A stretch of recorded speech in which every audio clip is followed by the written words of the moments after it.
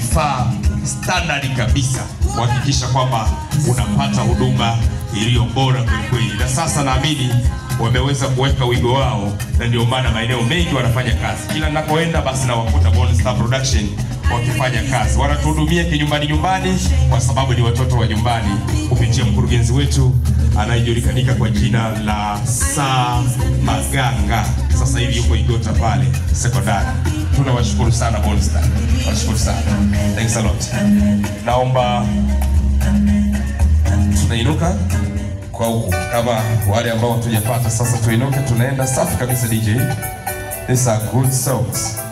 Tunainuka, twende, tayari kule wanamalizika. Twende, the rest soge pale. Okay.